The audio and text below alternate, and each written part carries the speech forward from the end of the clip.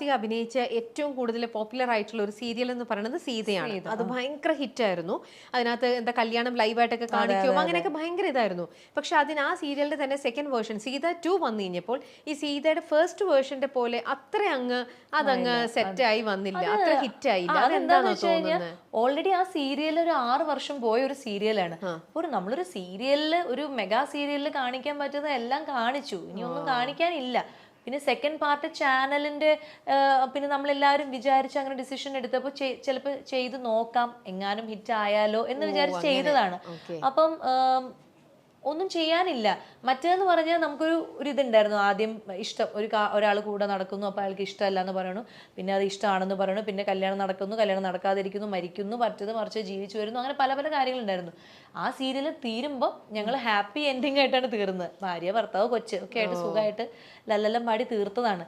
പിന്നെ അവിടെ നിന്ന് തുടങ്ങുമ്പോൾ പിന്നെ നമ്മൾ ചില സിനിമകളെയൊക്കെ പോലെ സെക്കൻഡ് പാർട്ട് സീരിയലിന് അത്രയും കൊണ്ടുവരാൻ പറ്റില്ലല്ലോ. എത്രയൊക്കെയാണെങ്കിലും അതിനൊരു പിഴിയാനുള്ളൊരു സാധനം കഴിഞ്ഞു.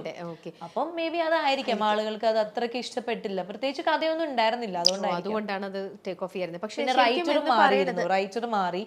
അപ്പൊ ആദ്യത്തെ സീത എഴുതിയ റൈറ്റർ അല്ലാത്തത് കൊണ്ടും ആവാം. കാരണം അന്ന് എഴുതിയ ആൾക്ക് ആ ഒരു എസെൻസ് അല്ലെങ്കിൽ ആ ഒരു സംഭവങ്ങൾ കിടക്കുന്നുണ്ടാവും. അപ്പൊ പുതിയൊരാൾ വരുമ്പോൾ അയാളുടെ ശൈലി പുതിയതായിരിക്കും. അപ്പൊ ഓഡിയൻസിന് മറ്റേ ശൈലി ഓൾറെഡി മനസ്സിൽ കിടക്കുമായിരിക്കും. അങ്ങനെയും വരാം. അല്ല, വേറൊന്നും ഞാൻ കേട്ടത് വെച്ചാൽ ഏഷ്യാനെറ്റില് ചിന്താവിഷ്ടയായ സീത എന്ന് പറഞ്ഞൊരു സീരിയല് അതിന്റെ തന്നെയാണ് ആക്ച്വലി സീത എന്ന് പറയണതെന്ന്. ഏഷ്യാനെറ്റ് ചിന്താവിഷ്ടയായ സീതയാണ് ചെയ്തത്. പക്ഷെ അതെന്തോ ഒരു എഗ്രിമെന്റ് എന്തോ ഉണ്ടായിരുന്നു, 150 എപ്പിസോഡ് എന്തോ ഉള്ളൂ, അങ്ങനെ എന്തോ ഉണ്ടായിരുന്നു. പക്ഷെ 150 എപ്പിസോഡ് കഴിഞ്ഞപ്പോ നമ്മുടെ ഈ സീരിയൽ കുറച്ചുകൂടി മുന്നോട്ട് കൊണ്ടുപോകണമെന്ന് ഡയറക്ടർക്ക് ഒരു ആഗ്രഹം വന്നു. പക്ഷെ അപ്പം വേറൊരു ചാനലിനെ അപ്രോച്ച് ചെയ്തു. അപ്പൊ അവര് ചെയ്തപ്പോൾ അവർ ഓക്കെ പറഞ്ഞു. അങ്ങനെ നമ്മൾ എവിടെയാണോ തീർന്നത് അവിടുന്ന് പുതിയതായിട്ട് ഈ ഫ്ലവേഴ്സിൽ കൊണ്ടുവന്ന് ചെയ്തു. അവിടെ ചെന്നപ്പോഴാണ് പിന്നെ ഇത് ഭയങ്കര സക്സസ് ആയത്. ഓക്കെ. അപ്പൊ ഇനിയിപ്പോ വേറൊരു റൈറ്റർ തന്നെ വരികയാണ്, അല്ലെങ്കിൽ ഇതിനെ നമുക്ക് നല്ലൊരു ഇതിനെ ഡെവലപ്പ് ചെയ്യാനായിട്ടുള്ള സാധനം കിട്ടി, നമുക്ക് സീത 3 തുടങ്ങാം എന്നെങ്ങാനും പറഞ്ഞവർ വന്നു കഴിഞ്ഞാൽ സ്വാസിക വില്ലിങ് ആയിരിക്കും? വില്ലിങ് ആണോന്ന് വെച്ചാൽ എനിക്ക് ആ ഫുൾ ടീം ഉണ്ടെങ്കിലേ ഞാൻ അത് ചെയ്യുള്ളൂ. എനിക്ക് ഇന്ദ്രേട്ടൻ വേണം, എൻ്റെ അച്ഛൻ വേണം, അമ്മ വേണം, അനിയത്തി വേണം, എൻ്റെ അനിയൻ വേണം, എന്താ പറയാ, ആ ഫുൾ ടീം, ആ ഡയറക്ടർ വേണം, ആ റൈറ്റർ വേണം, ആ പ്രൊഡ്യൂസർ, അങ്ങനെ ആ ഫുൾ ടീം ഉണ്ടെങ്കിലാണ് ഇനി ആ സീരിയൽ 3rd or 4th ഒക്കെ വന്നാൽ വിജയിക്കുള്ളൂ. പുതിയ ക്യാരക്ടേഴ്സ് ആരെങ്കിലും അതിൽ എൻ്റർ ആയി കഴിഞ്ഞാൽ അത് നിൽക്കില്ല. കാരണം അത്രയും പഴയ സാധനങ്ങളെല്ലാം എടുത്തു, ഇനിയൊന്നും ഞാൻ പറഞ്ഞില്ല, ഇനിയൊന്നും എടുക്കാനില്ല. അപ്പൊ അതേ ആൾക്കാർ വന്നിട്ട് എന്തെങ്കിലും ചെയ്യുവാണെങ്കിൽ ചിലപ്പോ മേ ബി, എന്നാലും ചാൻസ് ഇല്ല.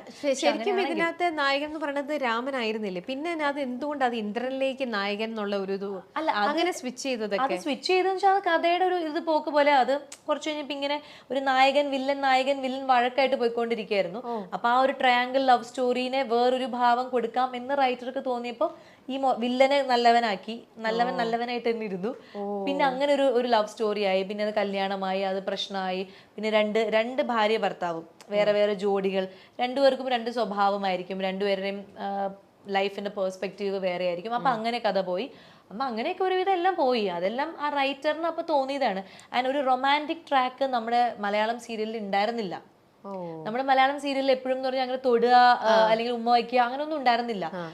ഹസ്ബൻഡ് വൈഫാണ്, എത്ര സ്നേഹമാണെങ്കിലും ജസ്റ്റ് ഒന്ന് അത്രേ ഉള്ളൂ. അല്ലെങ്കിൽ ഇപ്പൊ ഫസ്റ്റ് നൈറ്റ് കാണിക്കുകയാണെങ്കിലും പാല് കൊടുക്കുന്നു, പാല് കുടിക്കുന്നു, ലൈറ്റ് ഓഫ്, അങ്ങനെയായിരുന്നു സീരിയലിൽ ഉണ്ടായിരുന്നത്. അതിനെയൊക്കെ ബ്രേക്ക് ചെയ്ത് ഒരു ഭയങ്കര ഒരു ഇന്റിമസി സീൻസ് ഒക്കെ കൊണ്ടുവന്നത് ഈ റൈറ്ററാണ്. അല്ലെങ്കിൽ ആ ഡയറക്ടർ അതിനുള്ളൊരു ധൈര്യം കാണിച്ചു, ആ ചാനലിൽ അത് ടെലികാസ്റ്റ് ചെയ്യാൻ ധൈര്യം കാണിച്ചു. അപ്പൊ നമുക്ക് ധൈര്യം വന്നത് എന്താ വെച്ച് കഴിഞ്ഞാൽ നമ്മൾ ഹിന്ദി സീരിയൽസ് ഒക്കെ ഫോളോ ചെയ്യുന്ന മലയാളി ഓഡിയൻസിന്റെ ഇത് എടുത്ത് നോക്കിയപ്പോ എല്ലാവർക്കും ഭയങ്കര ഇഷ്ടമാണ്. ഹിന്ദി സീരിയൽ ഫുൾ റൊമാൻസ് ആണ്, വേറെ കഥയൊന്നും ഇല്ല അതിനകത്ത്. പ്രത്യേകിച്ച് മിണ്ടിയ പാട്ട്, ഹിന്ദി സിനിമ പോലെയാണ് സീരിയൽ. അപ്പൊ നമ്മൾ വിചാരിച്ചു അത് ഇഷ്ടപ്പെടുന്ന ഓഡിയൻസ് അത്രത്തോളം കൂടുതൽ ഉണ്ടെങ്കിൽ നമുക്കും ട്രൈ ചെയ്ത് നോക്കാം എന്ന് വിചാരിച്ചാണ് അങ്ങനെ ഒരു റൊമാൻറ്റിക് ട്രാക്ക് പിടിച്ചത്. അത് പിടിച്ചതുകൊണ്ട് മാത്രമാണ് ഞങ്ങളുടെ സീരിയൽ ഇത്രയും യങ്സ്റ്റേഴ്സിന്റെ ഇടയിലൊക്കെ വൈറലായത്. ഈ റീൽസ് ഉണ്ടാക്കുക, അല്ലെങ്കിൽ ഈ ലോങ് ഡിസ്റ്റൻസ് റിലേഷൻഷിപ്പ്, അല്ലെങ്കിൽ ഹസ്ബൻഡ് വൈഫിന്റെ റിലേഷൻഷിപ്പ്, അതൊക്കെ ബിൽഡ് ചെയ്തത് ആ റൊമാൻസ് വന്നുകൊണ്ടാണ്.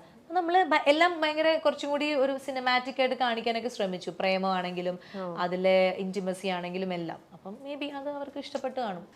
ഓക്കെ, അപ്പൊ നമ്മുടെ സ്വാസികയെ ഞങ്ങള് ഇപ്പോൾ സ്വാസികയുടെ ഏറ്റവും നല്ലൊരു വിശേഷം എന്ന് പറയുന്നത് ഇപ്പൊ തിരക്ക് പിടിച്ച് വേറൊരു സിനിമ, ആ സിനിമയെ കുറിച്ചും കൂടെ പറഞ്ഞിട്ട് നമുക്ക് നമ്മുടെ ഇന്റർവ്യൂ വൈൻഡപ്പ് ചെയ്യാം. ആ സിനിമയെ കുറിച്ച് പറയുകയാണെങ്കിൽ സിനിമയ്ക്ക് പേരിട്ടു. പേര് ഒരു അന്വേഷണത്തിന്റെ തുടക്കം എന്നാണ്. അതൊരു ഇൻവെസ്റ്റിഗേഷൻ സ്റ്റോറിയാണ്.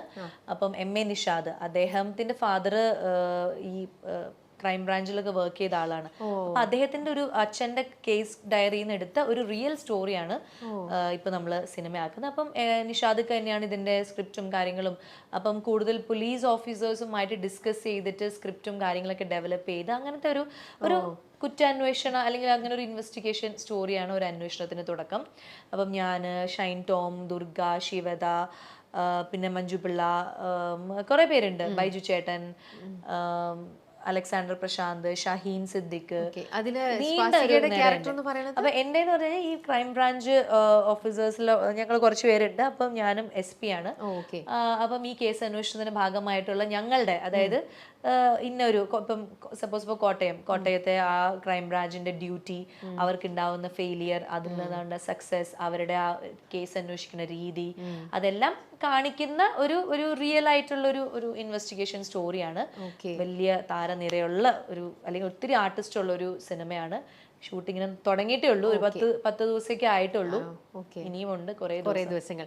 അപ്പൊ നമുക്കിനി വീണ്ടും ഈ സിനിമ എത്രയും പെട്ടെന്ന് ഇതെല്ലാം റെഡിയായി, ഇതിന്റെ കാര്യങ്ങളെല്ലാം കഴിഞ്ഞ് റിലീസിനായിട്ട് നിങ്ങൾ പ്രൊമോഷന് വരുമ്പോൾ എല്ലാ ആർട്ടിസ്റ്റുകളുമായിട്ട്, അതെ, എല്ലാ ആർട്ടിസ്റ്റുകളുമായിട്ട് നമുക്ക് അപ്പോൾ ഇനി നമുക്ക് വീണ്ടും കാണാം കേട്ടോ. അപ്പൊ എല്ലാവിധ ആശംസകളും നേരുന്നു. രാത്രി ഒരുപാട് ലേറ്റ് ആയെന്ന് അറിയാം, എന്നാലും ഇത്രയും നേരം നമ്മുടെ കൂടെ ഭയങ്കര ഫുൾ സപ്പോർട്ടീവ് ആയിട്ട് തന്നെ സ്വാസിക സഹകരിച്ചു. And all the best. Thank you so much. അപ്പോൾ കാണാം കേട്ടോ. പ്രേമിന് ഞങ്ങളുടെ ലവ്, ഞങ്ങളുടെ അന്വേഷണം പറയാം. പ്രേമിന് പ്രേമം കൊടുക്കുക ഞങ്ങളുടെ വകയും കൂടെ. ഓക്കെ അമ്മ, ശരി, അപ്പൊ കാണാം.